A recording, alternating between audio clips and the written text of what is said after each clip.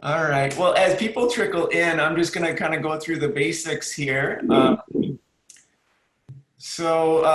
We are giving some tribute to the Northwest Green Home Tour, who put this all together. I have to say, very well organized.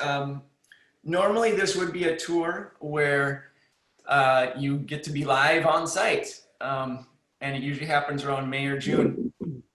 But this year was extraordinary, so we had to switch it to online, and so far so good. Yesterday, I guess, was quite a good turnout, and we're learning a lot about presenting projects online.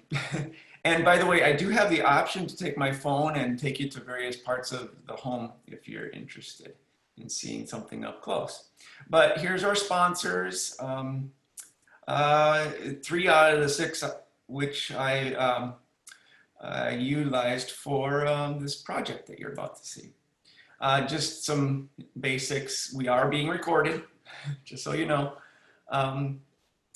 And so if you don't want your image shown, now's the time to turn it off.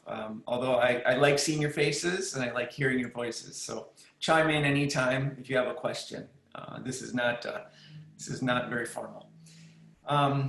And do mute yourself when you're not speaking. And I don't think we have a crowd control issue right now, but we'll see as it goes.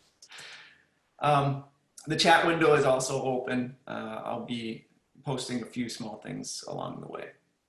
So this is the Pacific Studio.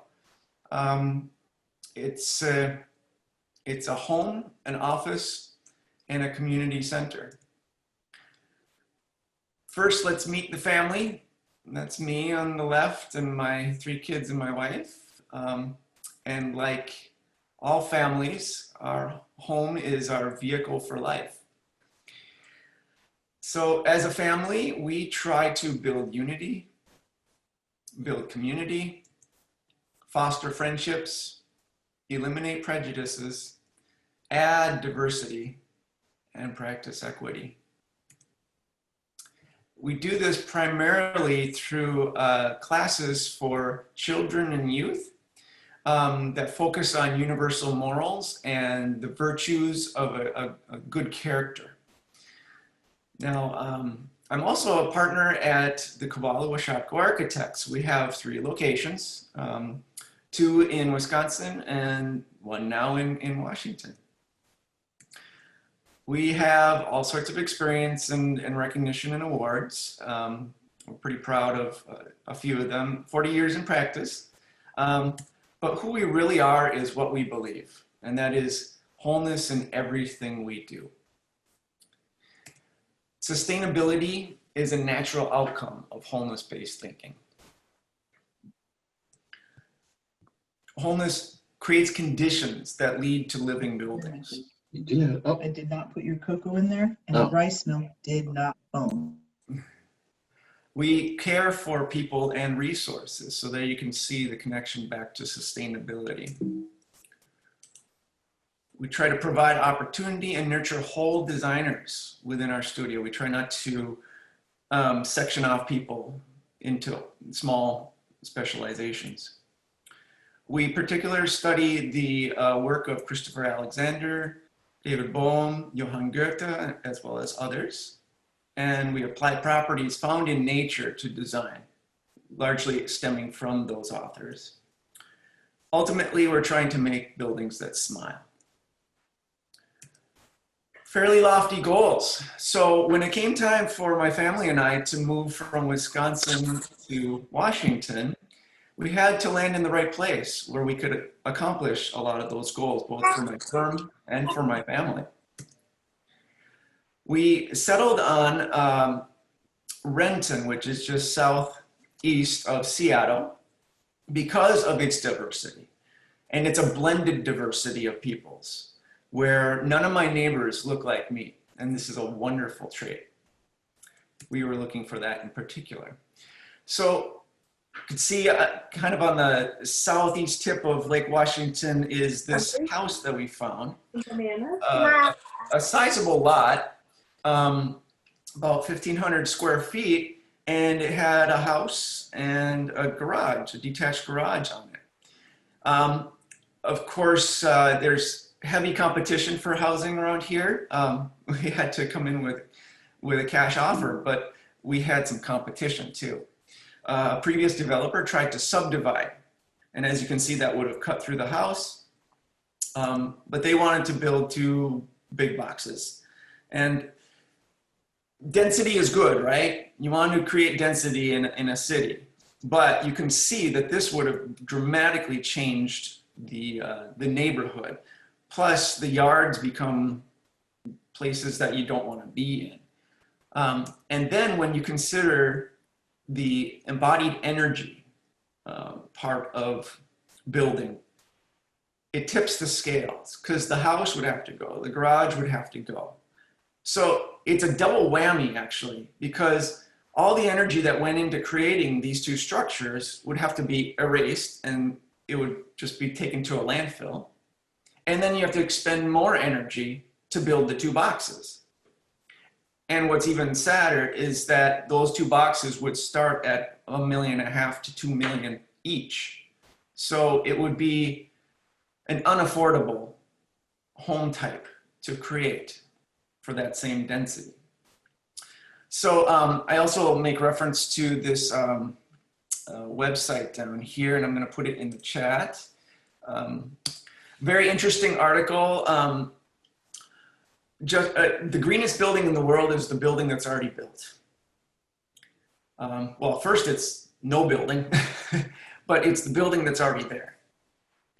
In this part of the world, if you tear something down and you build the greenest building you could, or greenest house you could, it takes almost 50 years to recoup the amount of energy that it to offset the destruction of that original house. So instead, what we did was we kept the existing house, it kept the existing garage. We added a 3-story addition between, and that formed a very strong outdoor room, a courtyard, south facing. That's important in these northern latitudes. And then we planned for detached accessory dwelling units. This is our method of getting back to the density compared to the 2 big boxes. And what's nice about detached dwelling units is they could be 800 square feet, 1,000 square feet, of a size that is rentable and affordable. And this to me is a much better solution to the affordability crisis of housing. And then you could get, up to three families on 1 lot. Wow. Gardens are crucial to life. We wanted to grow as much of our own food, so we kind of created sacred areas where they're going to be preserved for gardening. South facing, good access to the sunlight.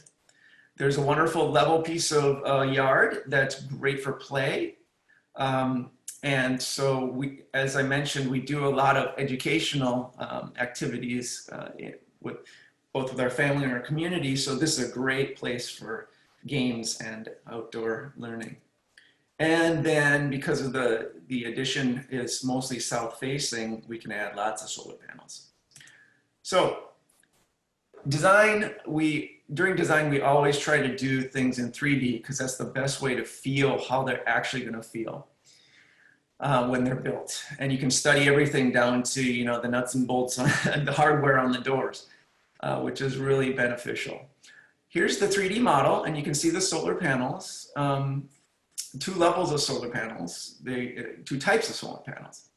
I'll point out too that the roof of the original house, which is off to the right there, it was just a box, but we left the asphalt shingles in place because, again, if we think of things as embodied energy, they're already created. They already used energy for their creation and installation.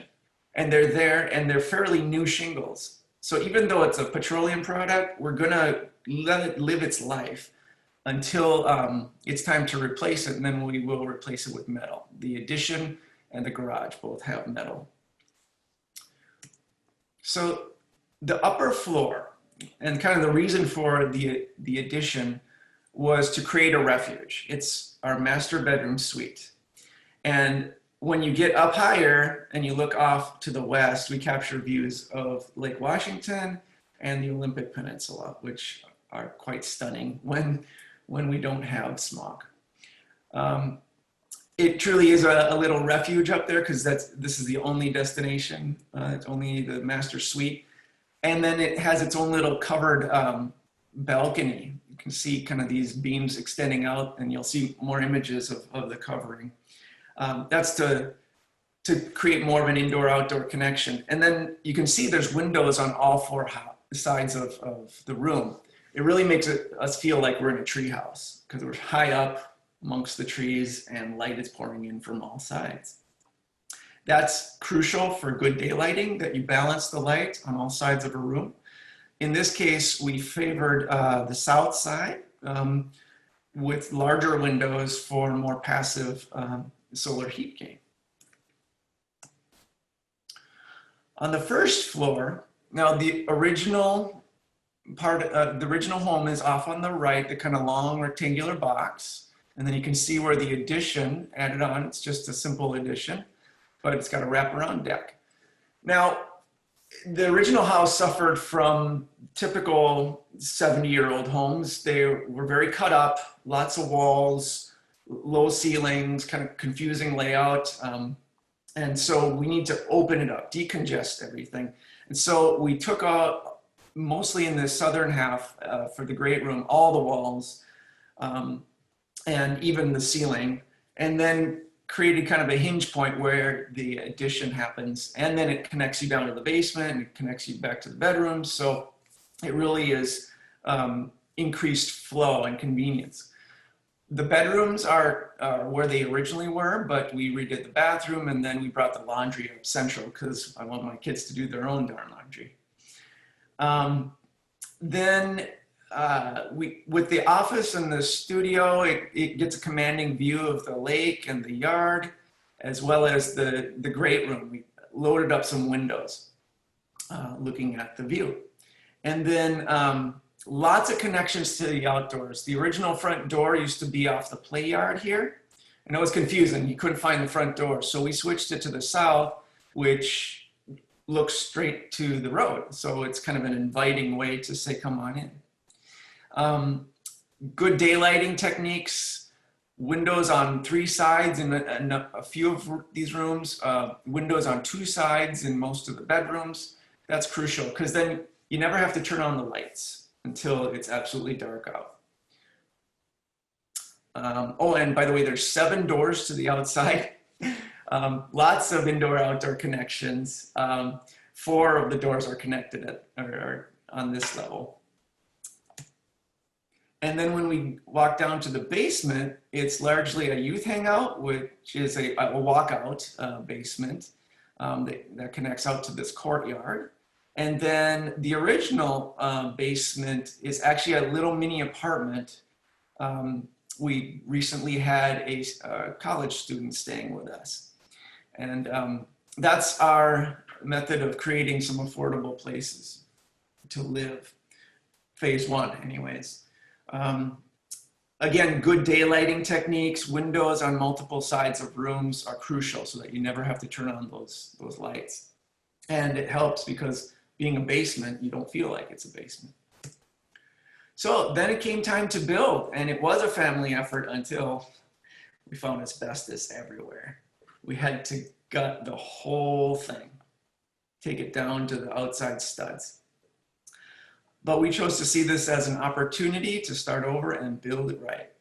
So here you can see we were taking out, this is the great room, we were taking out these long 24-foot 2x6s that formed the flat ceiling, and we're replacing them with steel tie rods that kind of created light and open, and you'll see in the final photos the effect of that. So a little bit of technicalities here. I had to create the poor man's passive house. That's my term for energy efficiency and green architecture on a budget. But we use the same techniques that you would in standard passive house, which is eliminate thermal bridges. That's conductivity from inside to outside. We want to super insulate, well above code minimum. We want to make it airtight, yet breathable. Special skins on the inside and the outside. Especially in this climate, it's very important that the wall can dry and breathe from both sides. Optimize windows and solar gain. I mentioned some of the passive solar heat gain options, and then we went with triple pane windows. Energy recovery ventilation.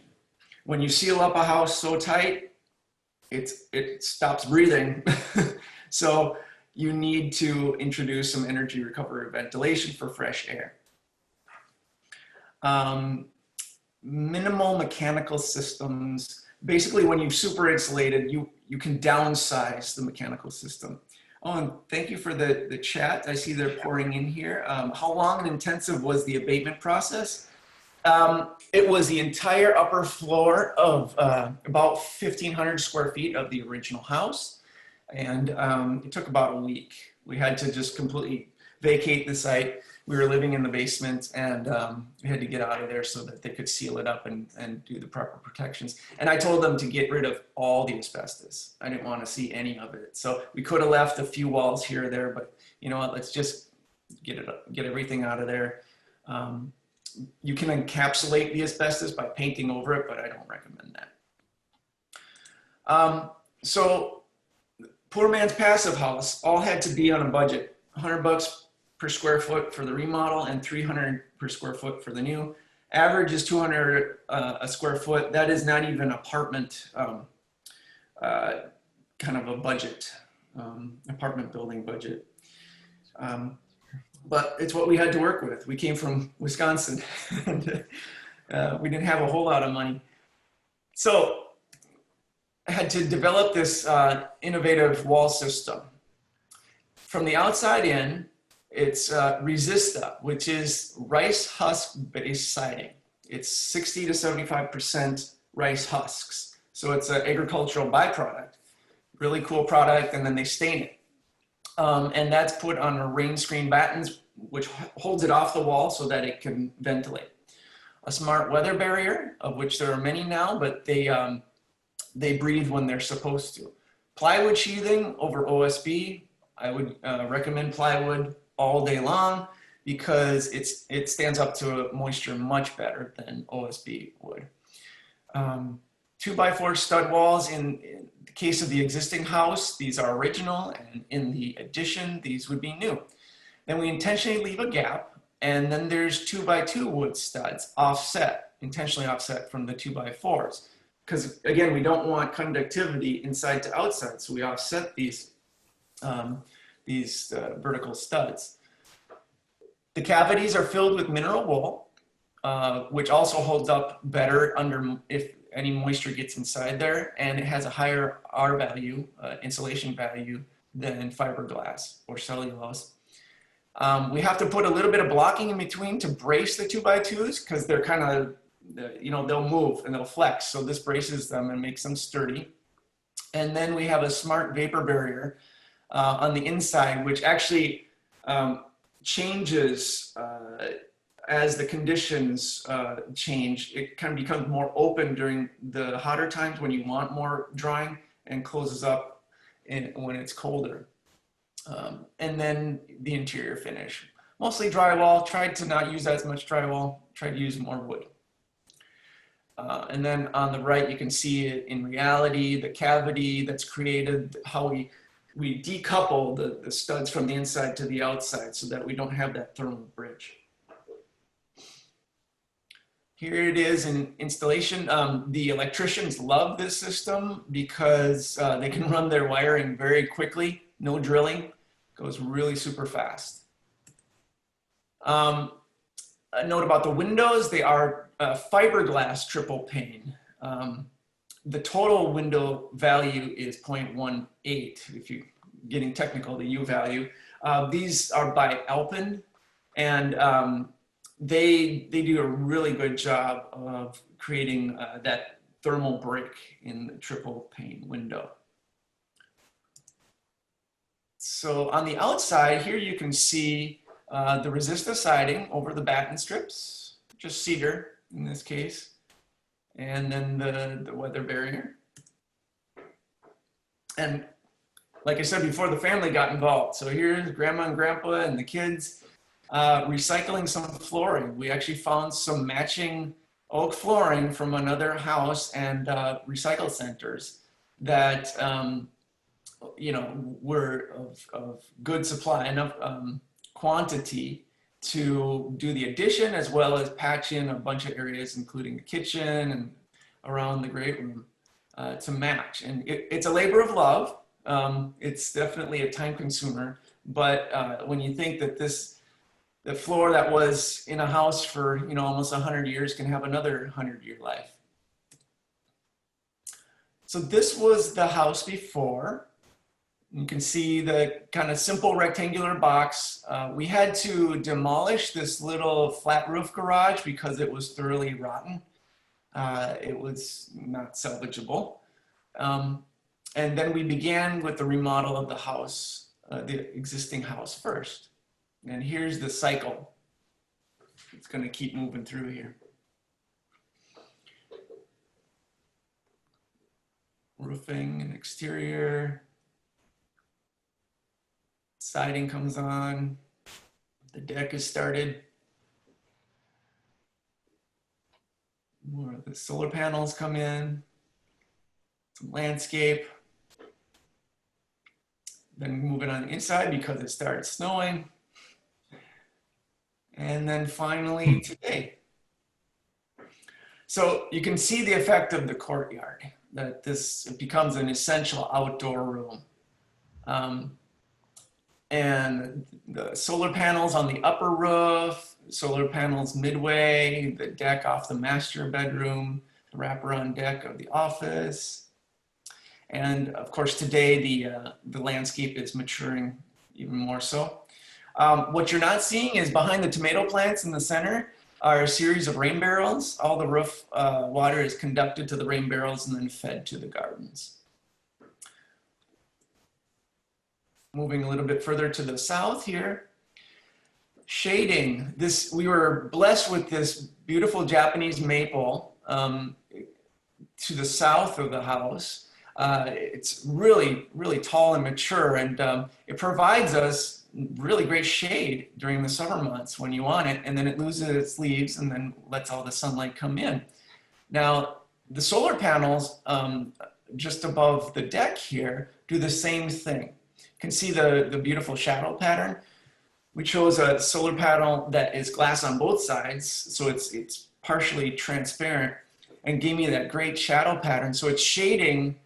In this case, it's the fall time. It's shading the majority of the glass, but then as the sun angle lowers, it's going to let more of that sunlight in the wintertime when we want it.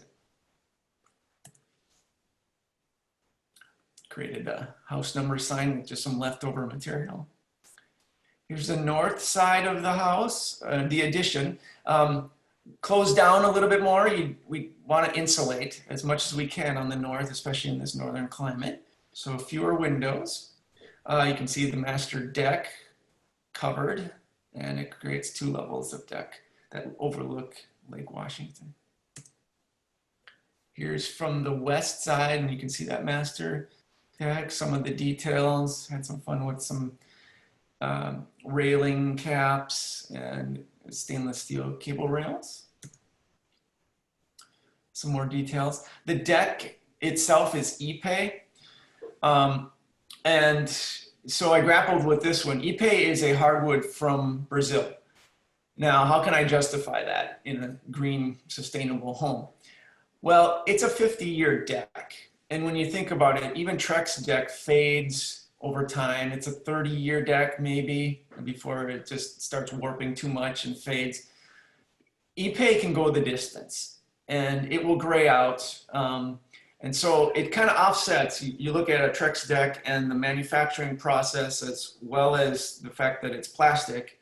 So there's some pollutants and some energy, embodied energy in that versus just the transportation of the Ipe to this location. It just made more sense. And I like to use natural products whenever I can. Here we are with the office inside.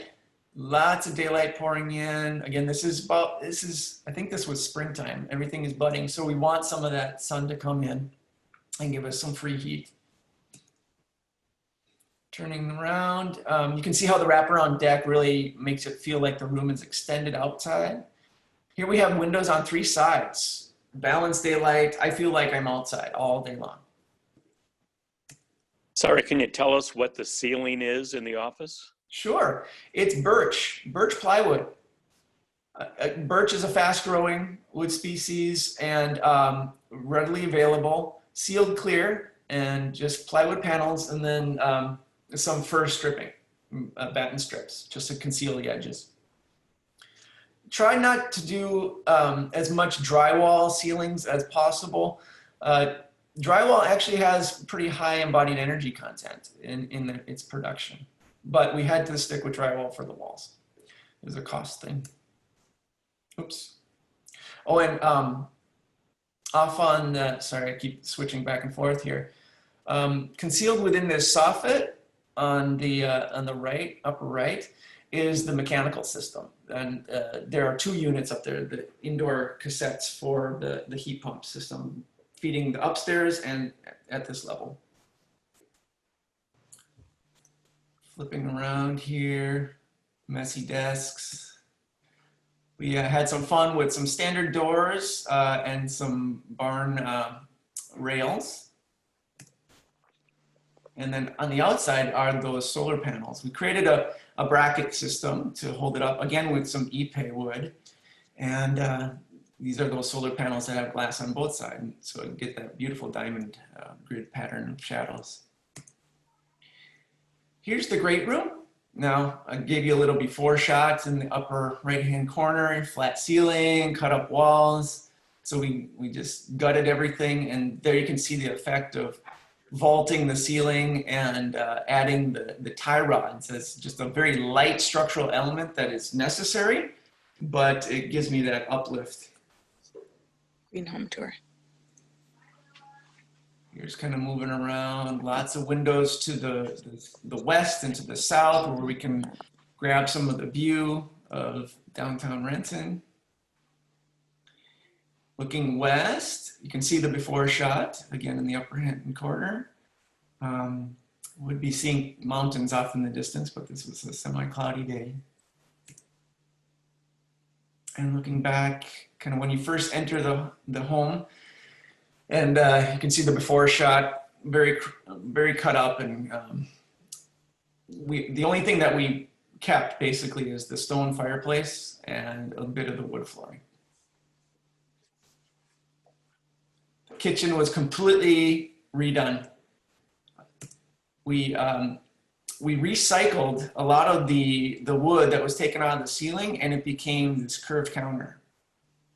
And we laid it up in a butcher block fashion where we just glued it from one side to the other, gave it a nice cut, and sealed it with some epoxy.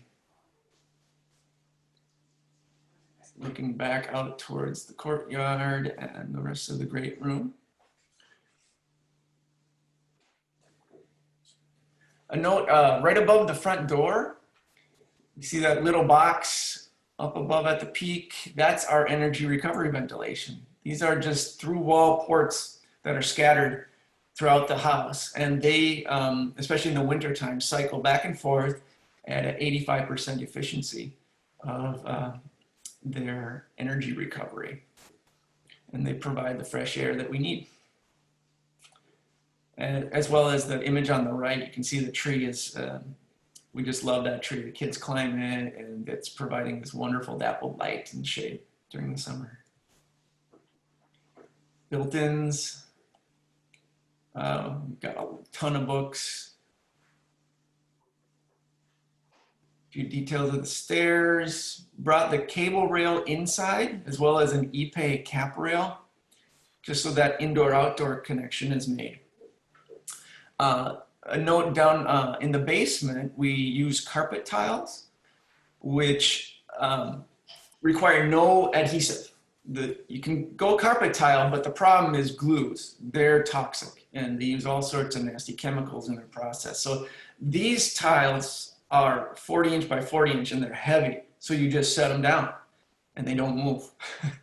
They actually grip to the concrete subfloor. So it's really nice, especially with kids, because then when this is their youth hangout, if there's a spill, you just take that one tile out and you replace it. One of the bedrooms, here we had some fun with the ceiling, and we put the drywall on top of the ceiling joists to create the coffers so that it feels a little bit more tall in what was normally a short 8-foot ceiling. Going upstairs, this is the master suite, the second floor of the addition. We vaulted here as well. In this case, it's a Doug fir tongue and groove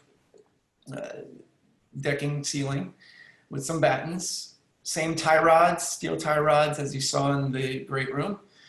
And then a screen wall that serves as a headboard. And that screens a lot of stuff behind it, including the closet and the bathroom. I'm seeing some questions coming in on the chat. Do you have drywall under your birch plywood ceiling in the great room? And if not, how do you do air sealing? Oh, good question. No, I try not to use drywall when I don't have to. Underneath the birch plywood, first of all, the birch plywood is 1/2 inch thick, so it can self-span. And then I use the same, it's a smart vapor retarder behind that. So that provides my air seal. And then I can show you some other pictures later on too of that whole assembly. We ventilated and sealed the top of the cavity of the roofs as well. That's getting pretty technical. Some more questions here. Is the card decking or grooved plywood? It's actual individual deck boards. It just gives me more of a live look rather than a plywood piece with grooves. A little more labor, but it's a labor of love. So hidden behind the screen wall of the master is the master bath. There's a wet room with tile on 3 sides. It includes the toilet and the shower. And then we put raw cedar for the ceiling, because when you turn the shower on and the moisture starts to form, you get that kind of that cedar smell. So it feels like a sauna. Turning around and looking out towards the view, you can see the vaulted ceiling. And that vaulted, it's Douglas fir. We use that same material on the outside overhang so that you get more of that indoor-outdoor connection, especially when you look through that upper window. That's another way to create that interlock. And then looking outside, the reason for building up is this view. Kind of see the Olympic mountains off in the distance. And we get some glorious sunsets because we are facing west. So some of the features, there's so many to go through. I'm just gonna highlight a few. It's a 3,600 square feet house. Okay, that's a lot. It sounds like a lot, right? Greenhouses are supposed to be small, right? Compact. But when you consider that 6 people live here, it's a working office and a community center, then it's not so small. So there's a question here. What did you use for a clear coat of ceiling and floor? Water-based finishes everywhere. The floor was Bona, and the ceiling, mostly a clear, just a clear sealer, like a Minwax. Water-based, of course. Thermal bridges were reduced to less than 1.3% of the entire exterior envelope. That's floors, walls, ceilings, roofs. The Alpen windows, as mentioned, are fiberglass, and you can see their U value. and they do achieve passive house standard.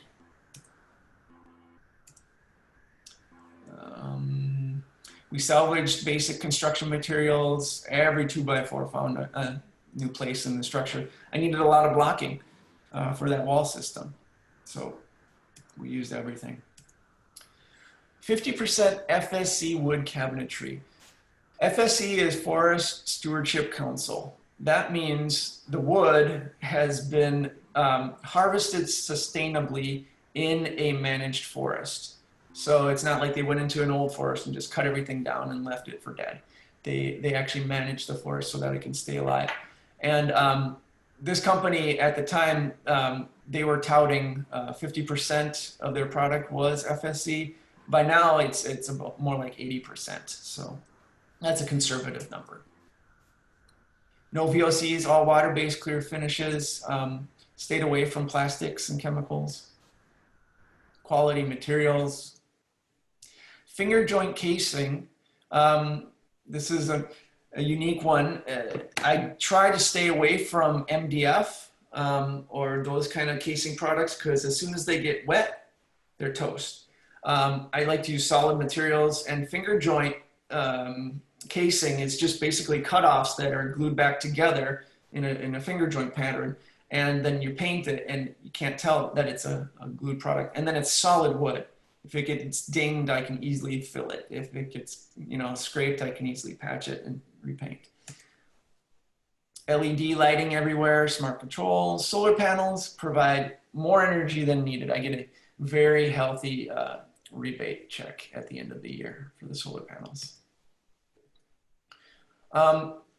As mentioned, a heat pump, air-to-air heat pump system, and particularly on the addition, 3 floors, there's a heater on every level. So far, I haven't had to turn on the upper 2 levels heaters. I keep the basement one, which is naturally cooler down there, so that heater runs through the winter time, and that heat naturally trickles up, and that it can keep up for the entire addition. That's because we sealed and insulated so well. Proper shading, I don't need to use AC. We got up to 82 this summer. And then at night, if we can open up windows, that's plenty of fresh air and cooling. As mentioned, we do classes for children and youth, and 4 of the rooms are sized appropriately for those classrooms. And dual flush toilets. If there's one thing you want to do to save water, it's swap out your toilet with a dual flush or a low flow. Everybody thinks that it's the showers that use the most water in your house. No, it's your toilets. Think about how many times you're flushing. And that's usually 1.6 gallons going down every single time. So if you can swap out your toilets, you're already ahead of the game. And others I've mentioned. But a home is not a list.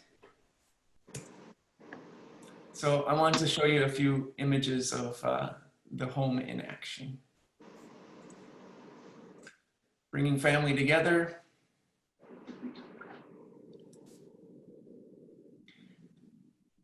The youth hangout. Friendships being formed.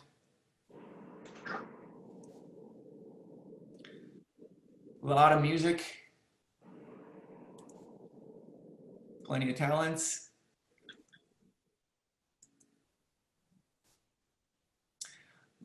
Bit of mind, body, and spirit. Some brain food. And of course, a whole lot of celebration. Thank you. I really hope that after COVID, you can all come and visit for real. It's not the same looking on a screen as being in the space when you can feel the light and the materials. And I truly hope you can visit sometime. Just a quick plug for my company, 40 years of creating environments that are alive, and the builders as well. By the way, the tour is recording all of this. and they will have edited versions of these presentations. So if you didn't catch website or email addresses, you can certainly come back and get them. So now we can open it up for questions. I see some comments in here. Well, thank you for the compliments. Good to see functional sunshade instead of decorative shading element. Yeah. You know, thinking integrated, in an integrated fashion, you know, our skin does so much for us. It's not just a covering for our bodies. Our skin is our connection to the world. It breathes, it soaks things up. You know, a building can do that too. It should have function as well as form, and provide us the space that we need. So yeah, the solar panels doing the double duty of shading as well as energy production, as well as forming a nice little canopy outside on the deck. Really integrates that all together. I hope I've answered the other questions sufficiently. Some technical questions. So question, the original house had a basement. Yes. The exterior shot from your courtyard looks like it's a new foundation. Did you just reface it, or was it in great shape, or? We are blessed that it was in great shape. You can see it here. Let me just escape out of here and go back to the outdoor shot. Yeah, it's in good shape. A little bit of wobbly, you know, form work, but it was in good sound condition. And you can tell that the original garage, that there was a one stall garage that was added on there, was an after thought. So yeah, we were fortunate. That was the exact same question I had. So when you put the rain screen above that, is it very proud of that, or, you know? No, I've got it. You can kind of see a line there. There is a small little drip edge aluminum channel that sticks, it gets the water out, proud of the concrete. There's not much of a step because, yeah, you're right. Usually they would line up the studs or the sheathing flush with the concrete. In my case, it was held back about an inch or half an inch. And so it was fortunate that the rain screen can sit slightly proud and drip off. That's a very difficult detail. Most people aren't that fortunate. Right. So that was great. Yeah. You can also accomplish it through exterior insulation skins, continuous skins, to get proud of that foundation. But there's a complexity there too. You want to insulate your foundation as well. You want to run that insulation down over the front face of the insulation in most cases. So we've got a variety of ways we've accomplished that by giving the foundation its own siding and skin as well. Beautiful. Good technical questions. So my understanding is a lot, and I'm not a builder, builders are building walls with 2x6s. Right. And you've used two 2x4s or 2x4 or 2x2. Yes. Are they doing that basically to save money, or what's the concept there? Yeah. Money and time. 2x6 gets you an R21 insulation just with fiberglass, and that's code minimum. Problem with 2x6 is that every 2x6, that's a cold transfer. That's a thermal bridge because it touches the exterior skin and the interior skin. So it creates conductivity. And anytime if you use like an infrared gun and you shoot the outside of any house, what you'll see is that every stud, that's where you see the bright red and the energy is just flowing out at those studs. So if you decouple those, if the exterior skin from the interior skin through either a double stud system or a continuous layer of insulation, there's a variety of ways of doing that. But if you decouple that conductivity you don't get that thermal transfer. You don't get that heat loss. So that's the great benefit of the double stud system. I had to make mine just really compact. And so my wall system is an R35. And it's almost the same thickness as the developer or contractor's 2x6 stud wall.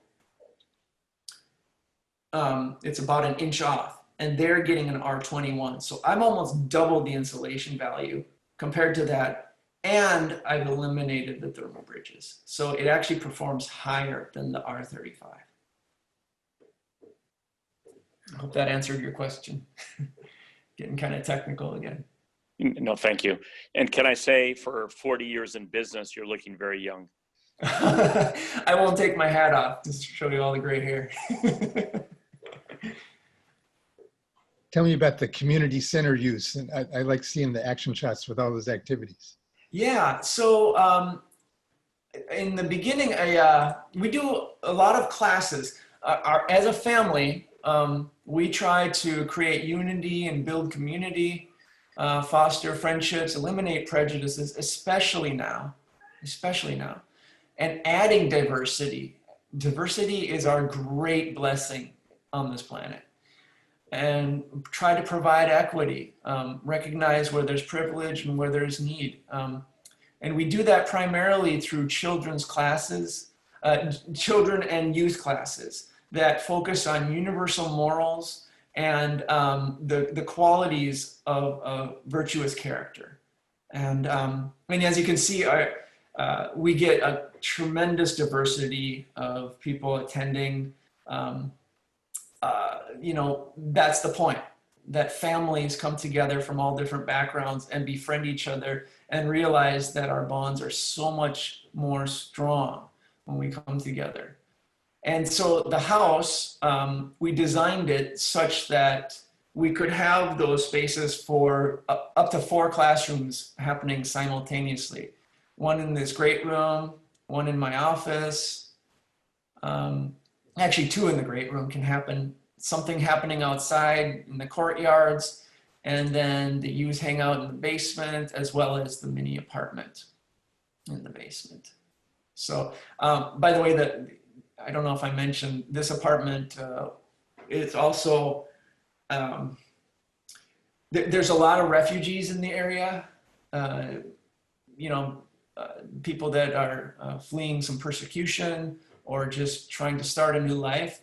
And we made this basement such that it can function as an apartment with very, very minimal rent. Because these would be more like people we know and friends that come and stay for a while. And we just had a college student stay with us for over a year. So that's our way to combat this affordability crisis within the housing industry. Thanks, that's great to hear about. Yeah. The other method, if you're a homeowner, I largely encourage you to consider a detached accessory dwelling unit, a DADU. If you've got some yard space, you can put up an 800 square foot little mini apartment and you can rent those out. And think about it, that could be a great starter home for a couple or a single person. And because it's fairly compact and small and reutilizes infrastructure, or combines with your existing infrastructure, it's very efficient living, and you don't have to charge as much. So I think what Seattle is doing is wonderful, and they're allowing 2. Renton is going to catch up to that pretty soon. Right now, Renton allows for 1 detached dwelling unit. But I've been talking to the city, and they're saying, yeah, we're going to let them get bigger, and we're going to get multiples in Renton pretty soon. So that's another reason I like Renton. Yeah, eventually we'll get to do gray water systems. Right now they're not code compliant, but eventually we'll get there as water becomes the new oil. It's going to become pretty sacred. So we got to get good at harvesting whatever we can collect. Yeah. So. Gray water makes a lot of sense. The small rain barrel problem with that here is that when our gardens need, or landscaping needs water is when it's not raining. So the water runs out during the rainy season, and the only I've worked on one project where we actually got water during July through September, and that was a fire station, a battalion station where they do drills practicing using their hoses, and they like to do it in the dry summer weather. So we did a big cistern that captured all the water off the parking lot where they do their drills, and they got it in July, August, and September, where they could pump it. And they don't get it in the winter when they don't need it. Right. Yeah. Cisterns are the way to do that, right? So you installed it, or you're part of a? I was architect for Fire Station 17 in the U District that has this. Oh, cool. Yeah. Cool. Wow, you're a wealth of information. Yeah, I know that's a conundrum out here. My rain barrels lasted until, you know, roughly through July, and that was it. So, you know, we have to think about that. And then what I found is not a whole lot of like beaming sun. If you can think about semi-shade for some of these gardens, you know, you can see I'm getting that with the trees left on site. As long as they get roughly a 6-hour window of direct sun, that's about as much as they want, especially in the fall or this late summertime. And then any more than that, and they start to really dry out. So that can mitigate some of the water need. Yeah, you have really nice orientation planning there. Yeah, that's key. As you know, as an architect, it's all about orientation and planning. So some more comments floating in here. Let's see. Cool. Some folks from Seattle. Oh, cool. Yeah. Appreciate hearing the commitment to collective healing through relationships with one another. Boy, ain't that the truth. We need that more than ever, the collective healing. And any project we do, there probably is some social component to it. So I agree with you, Catherine. Oh, okay, there's a question about ERV. That's the 475 makes the Lunos model. And